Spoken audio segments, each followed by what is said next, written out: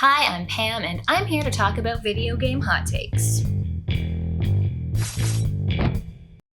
A little while ago, I posted on my community page and asked you to share your most scorching video game hot takes with me. And I got 259 comments on that post. So many hot takes. I picked out some of the spiciest takes, and I'm going to tell you if you're right or wrong. Enjoy! This one comes from Glorm. My hot take, release dates should not be given more than 6 months in advance. That should eliminate some crunch and let the devs cook. I absolutely agree with this. I really don't see any point to announcing a game's going to be out a year and a half in the future.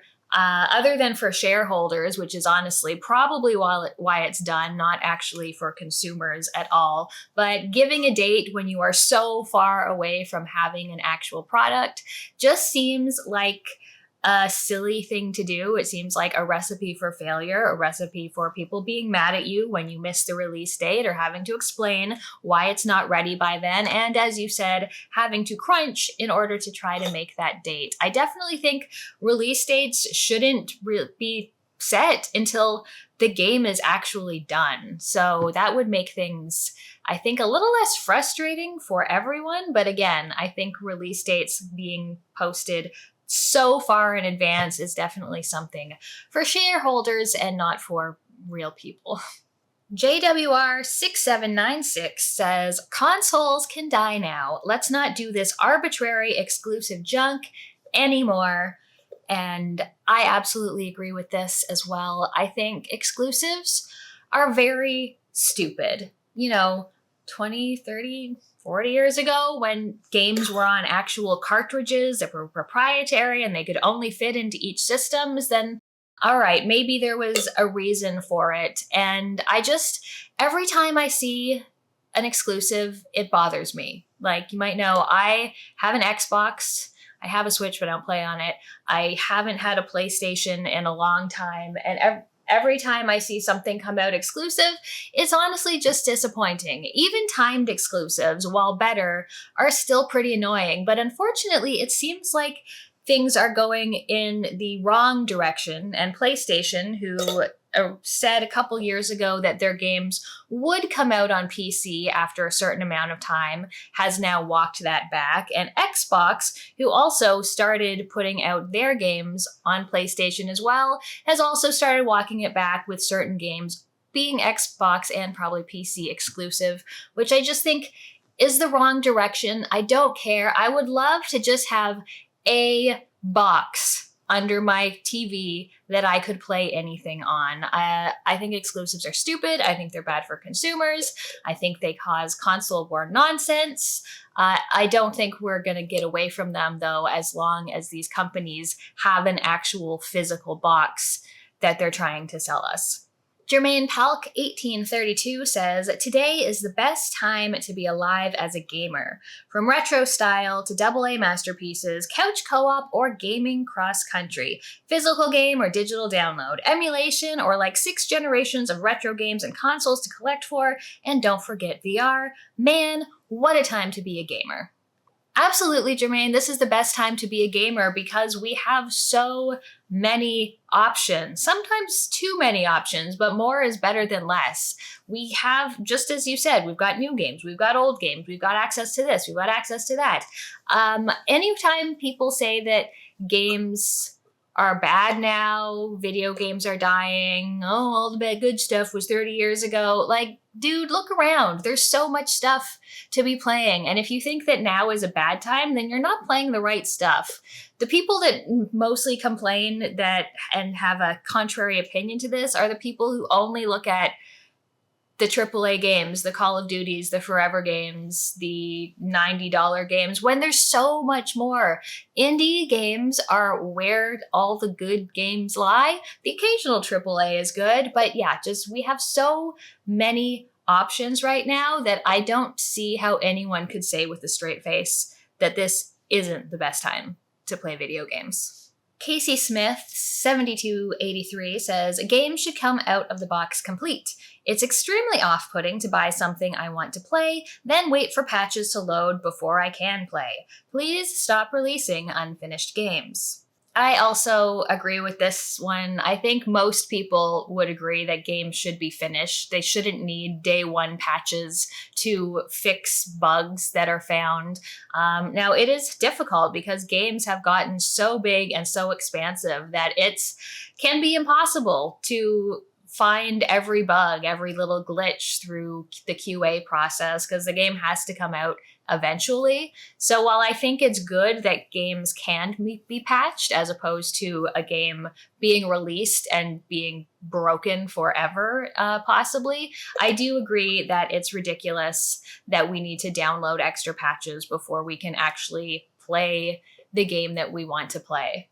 I talked about this recently in my Grime review, but the fact that the experience that I had when I played it day one is like very different than the people playing it 2 months from now when the console patches have finally gone out is pretty annoying to me, honestly. I'm not even a huge fan of having extra content keep going out. Like when I play, for example, a CRPG, and I'm really excited about it, and I play it day one, and then a year later, there's the definitive edition, which is like, oh, we made some fixes, we changed some things, we made some quality of life, we added this content. It's like, well, I was excited about it when it released, when you decided to release it and put it out for sale for people, and now I'm finding out a year later that wasn't the definitive experience. I should have waited a year. I'm being punished for being a keener and wanting to support a game when it comes out at full price. Yeah, I'm not a huge fan of that either. There's some benefits to being able to patch a game and get things that you just couldn't get during the initial production and QA process, but I agree. It's very annoying that games aren't just released complete. Dope Stylin says, games are a waste of life. Read a book. Dope Stylin, you seem like an asshole. I've read 30 plus books so far this year. I'm good on the literacy. Games are not a waste of life. They're a form of media and entertainment that is just as valid as any other, like books or movies or television shows. So fuck off.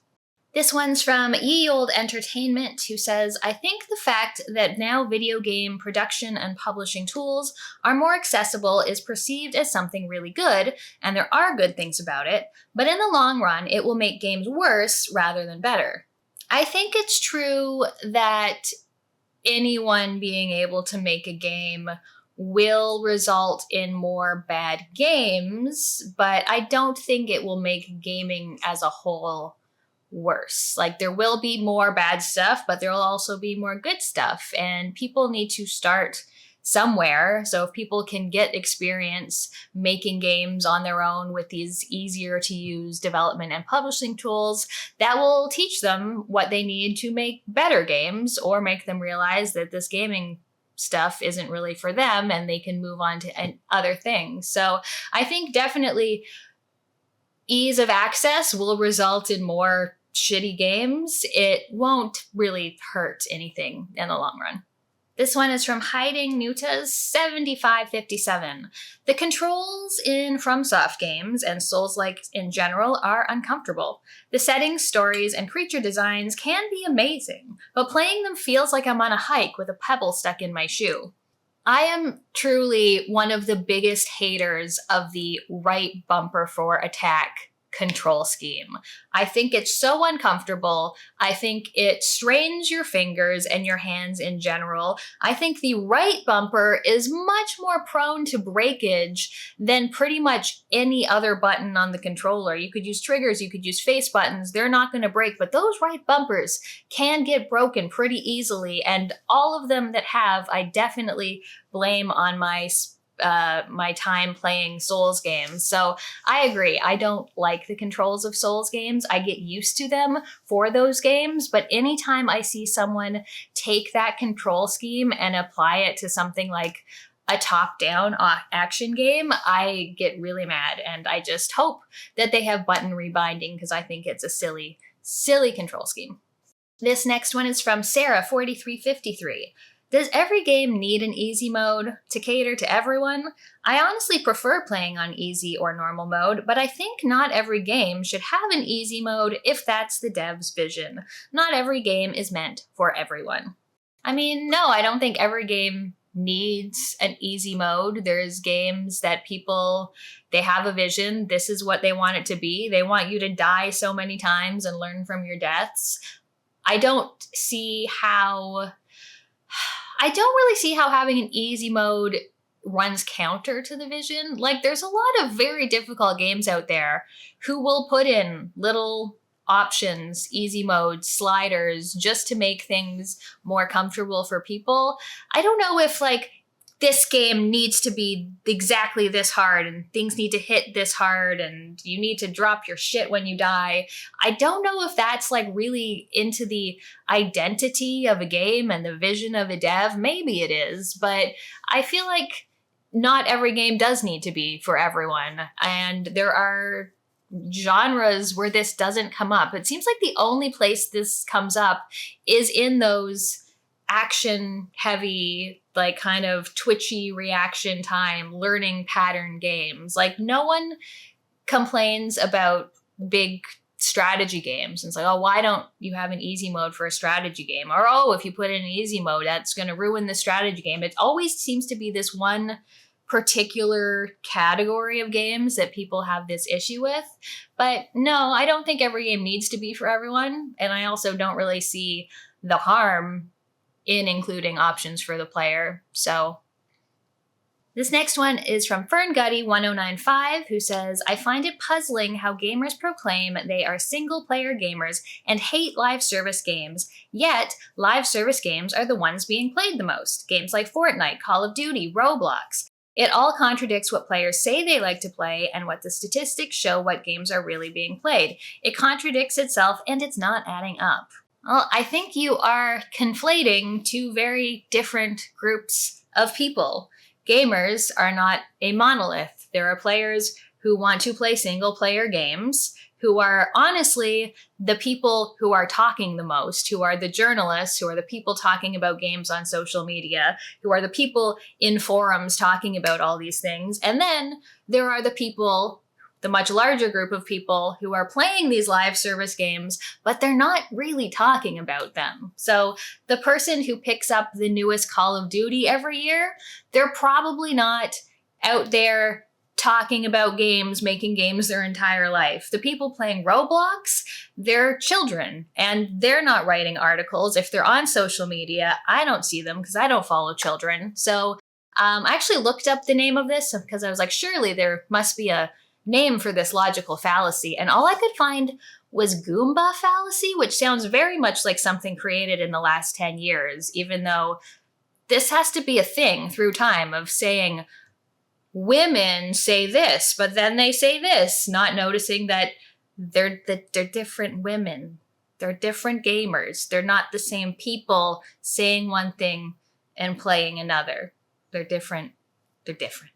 Random 450 says, I don't care about video game stories. Give me the most cliche story or even none at all. I just want to play some video games. If I wanted a story, I'd watch a movie or a TV series. For me, this depends almost entirely on genre, but also on the specific games themselves. Like when it comes to Metroidvanias, if you try to make me read a bunch of dialogue, I'm going to lose interest very quickly. I'm going to be skipping through most things. There are a handful, like probably less than 5, where I actually thought the story added something to the game. But for the most part, if I'm playing a platformer, I just want to jump and run and shoot. I don't want to listen to the story.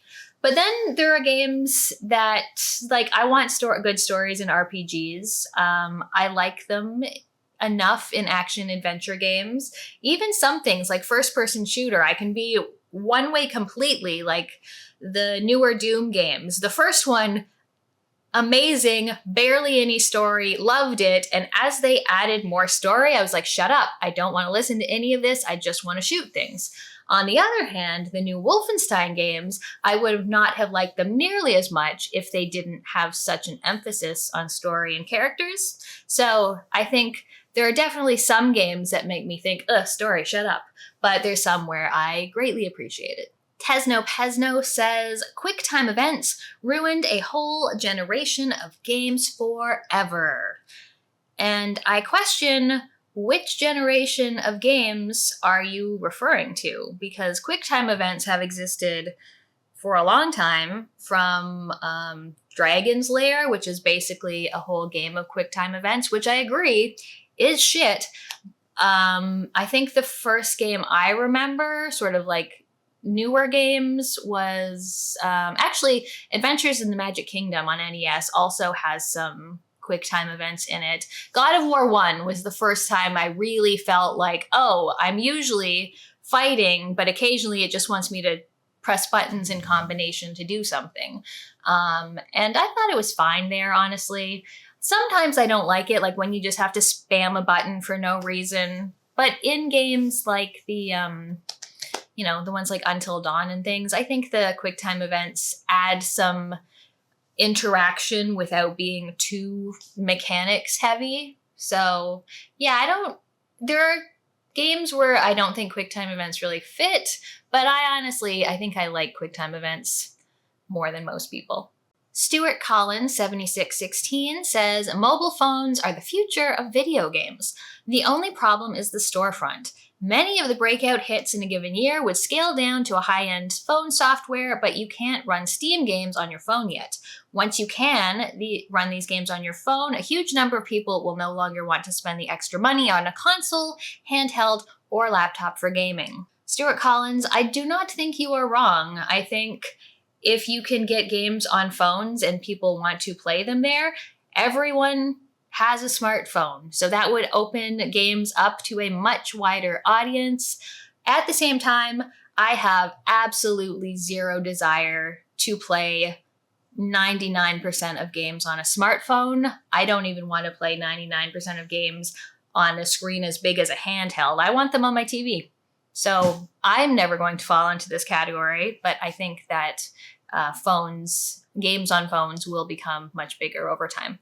Zach Bork, 630, says, I'm ready for the end of nostalgia baiting with the 8 and 16-bit era, and I'm ready to be nostalgia baited with early 3D models, pre-rendered backgrounds, and fixed camera angles. I think the nostalgia baiting with 3D models, pre-rendered backgrounds, and fixed camera angles is well underway, specifically in the survival horror genre. If you haven't seen them, look harder because they're absolutely there. Personally, I have like anti-nostalgia to that look and feel. I don't want it at all. I don't particularly want nostalgia at all, honestly. I feel like pixel art, while it can exactly replicate an 8 or a 16-bit, I like it best when it's clearly pixel art that only could have been made much later on. I don't need games to look like they were on the NES or the Super Nintendo. I think down with nostalgia in general. Noodle says, a lot of Souls-influenced games, particularly Metroidvanias, are focusing too much on difficulty and need to start thinking about fun again. Oh, and narratives need to make a comeback. So much lore is just tacked onto a game after the fact, but few successfully build their worlds through vague lore dumps.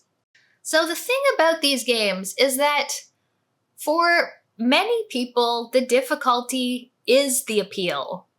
I don't get that. The difficulty is rarely the appeal for me, but I think most Metroidvanias have decent options.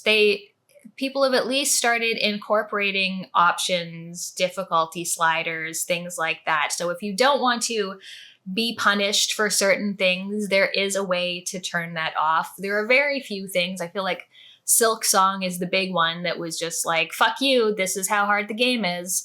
And I honestly would have liked that game if it was 10% easier than it was. But I don't think that it makes it not fun. I think that with difficulty options and the fact that sometimes the difficulty is the actual point, there's still room for both the difficult games and the fun games, and some people find the difficulty fun.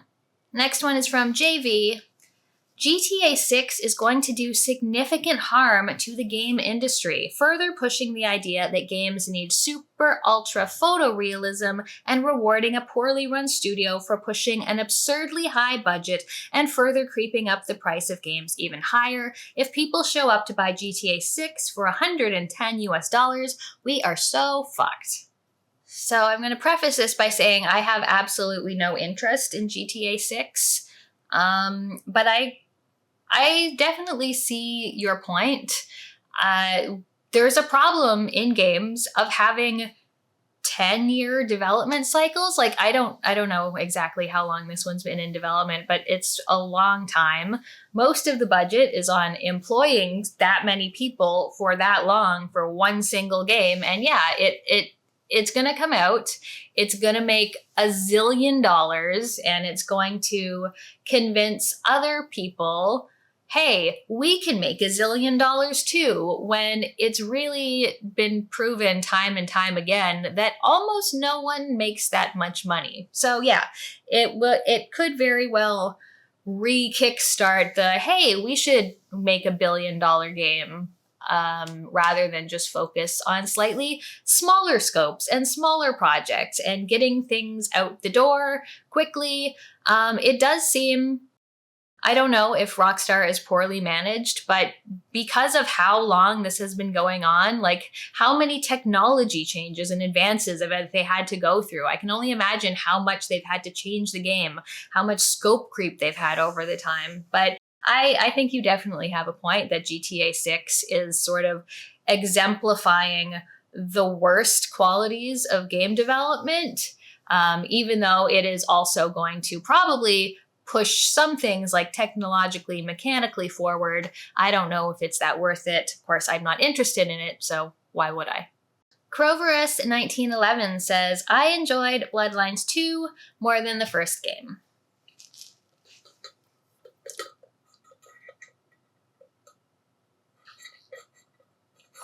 You do you, boo.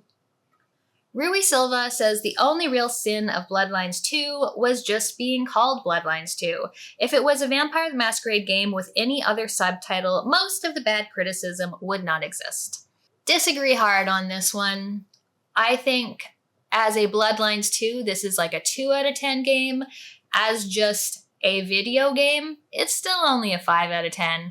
The story's not great. There are only a couple interesting characters. I hate the combat. It's got some of the worst side quests I've ever seen, and your choice of character and clan really doesn't matter overall in the grand scheme of things.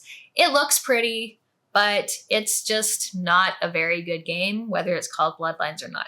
Deformed Conscience says, survival horror is the only genre more oversaturated with repetitive, boring slop than Metroidvania. Spicy. As someone who gets about a dozen emails a day from various game studios and publishers telling me about their new games coming out, I would say roguelites of all kinds, strategy roguelikes, action roguelikes, deck building roguelikes, way more of those coming out on a day-to-day basis than Metroidvanias or survival horrors. What else? The simmy type games, building farms, cozy, cleaning crime scenes, cleaning various things, building things, running tractors. Those are very, very popular right now.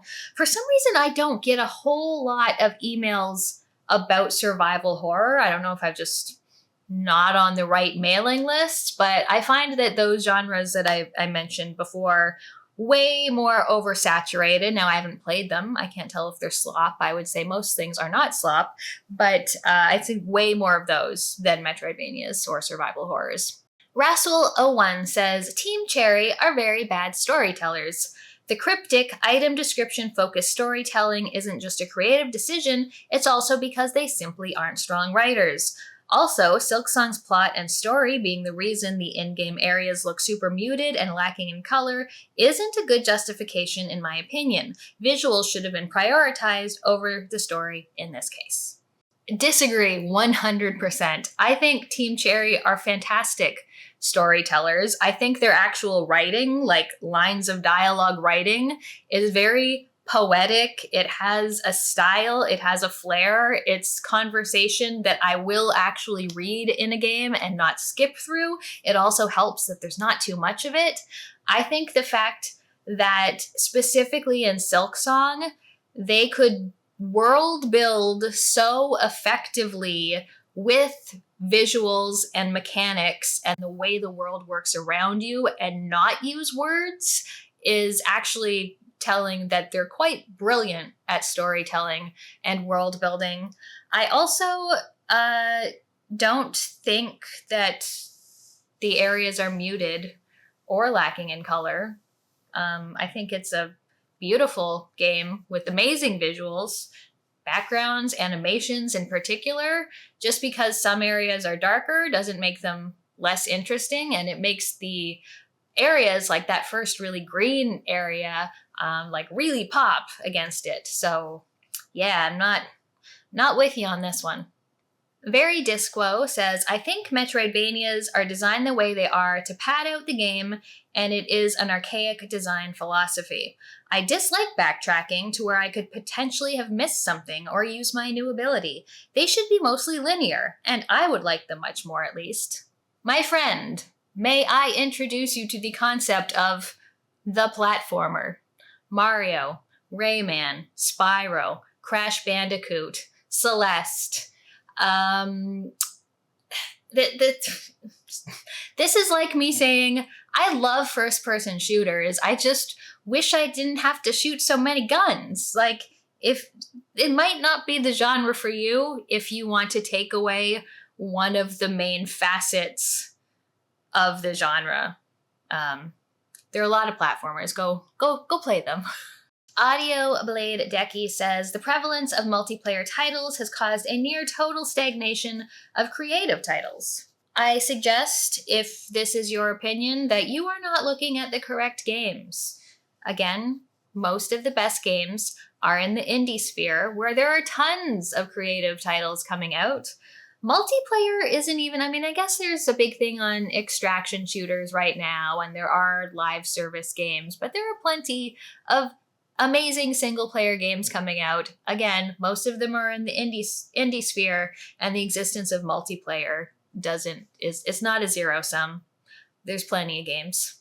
Bunny Massacre says, Nier Automata is poorly designed. You play the first half of the story, you're having fun, then you have to replay the exact same first half as some wiener you don't care about. Barely anything changes. Sure, it's a good game, but that huge flaw makes it severely overrated to me. Bunny Massacre, I disagree with you that Nier Automata is a good game. I think Nier Automata is a shit game, and I will take any opportunity I can to tell people how it is. Though the thing that you talk about is very, very annoying, having to replay the game as the second character, and not even having, like, fast travel open up quicker than it does in the first time around is complete bullshit. Tons of horrible design decisions. The fact that you can't read your menu until you get a certain item in the game. The fact that you can't save until after the first boss fight. The fact that it's full of fakey, deep, philosophical nonsense. It's a bad game. It's overrated, and it's bad. And yes, you're correct. Nier Automata is poorly designed. Crimson Knight 2000 says, a lot of indie games are actually not indie at all. Yes, I understand that indie means without a third-party publisher, but I think it's fair that we keep the poor game developer image in mind. Otherwise, we would have to say that game studios like Rockstar are indie. Crimson Knight, this is a conversation that's been going on for a long time. I agree with you. Indie doesn't seem to really have a good definition right now. It's like obscenity. I'll know it when I see it. I agree. Rockstar, definitely not indie games. I feel like when you talk about indie, it's not just not having a publisher, because a lot of times, publishers can come in later. It can be developed by a small team, and then a publisher can help with distribution and with marketing, or maybe the publisher has been funding them the whole time. I think indie is more about sort of the scope of the project, as well as the size of the team, the budget of the game. I think those things are more useful metrics to go by, but at the same time, you don't necessarily know what the budget is or know the scope of the team. Like Clair Obscur has a main team of 30 people, but then they put out work to like so many external contractors. So like, what even is an indie game? I agree that the term indie doesn't mean indie as doesn't have a publisher is sort of meaningless at this point. And indie is more of a vibe than an actual thing. None of your business 4616 says the genre name immersive sim is dumb could just as easily apply to Microsoft Simulator as Deus Ex. I agree. I also think most genre names are dumb. Metroidvania is dumb, even though I will always use it and I will never call it gated exploration. Adventure game is not a dumb name, but it can apply to like almost any game out there. Action game specifically is like, is that a beat 'em up? Is that a shooter? Is that like, I think genre names in general are not great, and they all sort of require you to have other games to relate to in order to find out what a game is actually like, whereas like the genre really doesn't tell you much very often. Legsman says, Clair Obscur is overrated. It's definitely good, but it made me sad to see it getting so much press when there are lots of great, under-celebrated indie JRPGs out there, and just maybe with less flashy graphics and presentation. The story of Clair Obscur in particular I thought was overrated. I mean, I don't think Clair Obscur was overrated. I think it was my second or third game of the year last year. I think that the flashy presentation makes it appeal to a wider range of people. I think more people liking it doesn't mean it's overrated. I think it means more people like it. A lot of JRPGs, it's a genre like when I like a JRPG, I really like it. But I find most of them a little on the dull side. And I'll be honest, I don't want to play a JRPG with little chibi sprites or anime looking things, or something that looks like it was made in like Dev's first toolkit. So I think having a flashy exterior helped. I think the action really helped, because most JRPGs have that very kind of dull turn-based combat. So giving players something more to do, some timing exercises, some more options for combat definitely made it more exciting than your typical JRPG. So no, I don't think it's overrated. I think it appealed to a lot of people for very good reasons. Jazz Anarchy says, can we please stop pretending faces aren't uncanny? Why are we doing this? Facial motion capture be damned, it looks instantly dated when it's trying to look human, and I would rather look at something stylized and cool than Grace from RE9 or Death Stranding or whatever. I mean, I think faces are always going to look a little uncanny when you're going for that super realistic aesthetic. I don't necessarily think that's always a bad thing. I mean, generally, I would also rather have something more stylized to look at. I think it's more interesting than very photorealistic graphics. But I think there are some games where having photorealistic graphics makes the game pretty cool. Like I love the work that they did on Senua, even though I don't particularly like those games. But I agree generally, like we don't need to keep pushing to be more and more and more realistic, because I don't think they'll ever get to the point where it's not. But I don't know. I don't have a problem going back to games from like the 360 era that were realistic at the time and seeing how they're not anymore. I think that just kind of dates them, but not necessarily in a bad way. Nerd Hermit 80 says, roguelikes can go away. Please, yes, please, roguelikes go away. There are so many roguelikes. So many times I see a trailer and go, oh wow, that looks cool. Oh, it's a roguelike. Ugh. Like, I still play a couple roguelikes a year, but just like everything seems to need roguelike elements to it. And just design your game. Stop being lazy with the procedural generation. Just make the game.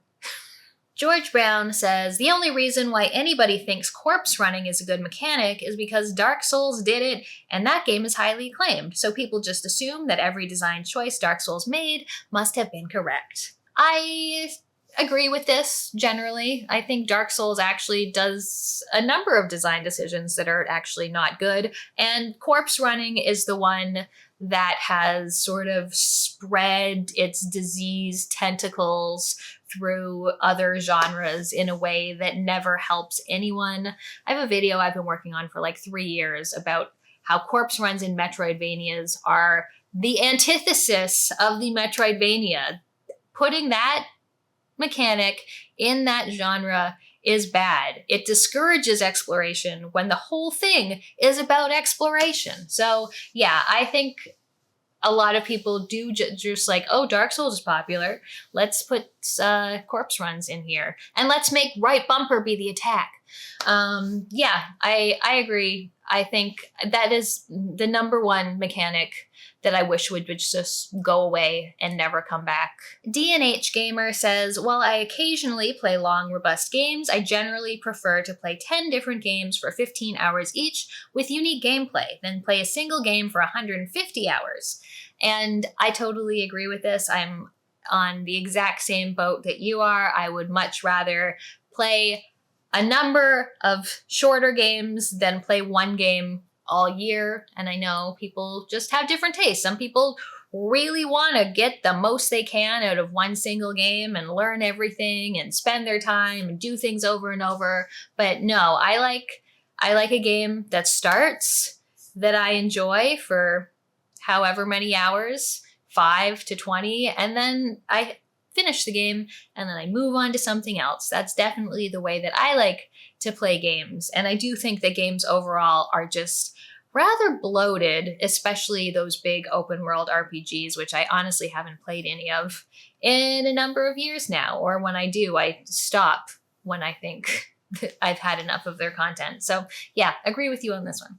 Anomalous Cat says, I prefer games that have good writing and humor. Some games are too stiff. Humorous moments really bring it all together and help us relate to the game more. They make me want to spend more time with the game. And I agree with this as well. I love humor in games. Some of my favorites are the games that make me laugh. Like, I love the Tex Murphy games.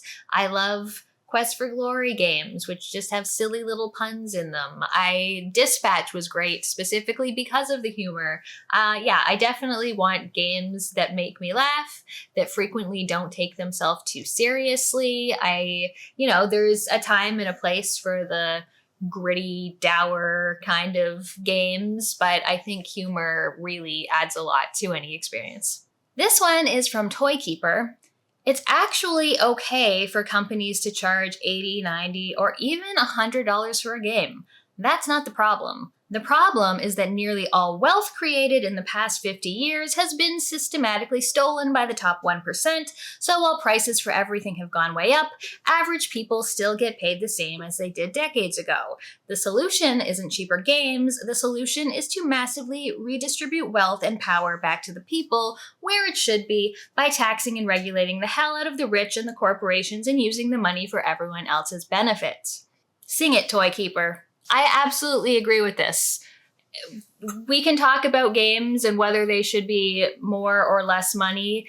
In actual fact, games have not risen in price nearly as much as most other things in life from the 80s to now, and they probably should have. But yes, the problem isn't that they cost $100. The problem is that people don't have enough money because the wealth is stolen by the rich. And there's a bunch of things we can do. We can close tax loopholes so that people are actually paying their taxes. We can tax wealth instead of just income, because the super, super rich people, it's not a problem of income, it's a problem of wealth.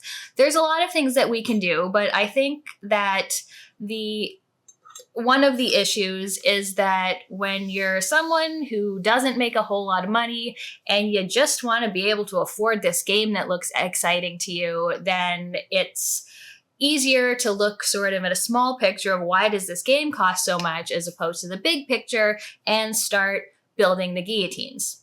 So yes, this is a problem of capitalism. This is a problem of extreme wealth inequality more than it is how much a video game actually costs. All right, that was a lot of hot takes and a lot of reacting to them. Leave me a comment. Let me know what you thought, if you have any reactions to any of these takes. Thank you so much for watching. I'll see you next time. If you want to see more from me, check out one of my other videos here. I have a Patreon, or you can join as a channel member if you want to help support the channel. Thanks for watching, and I'll see you next time.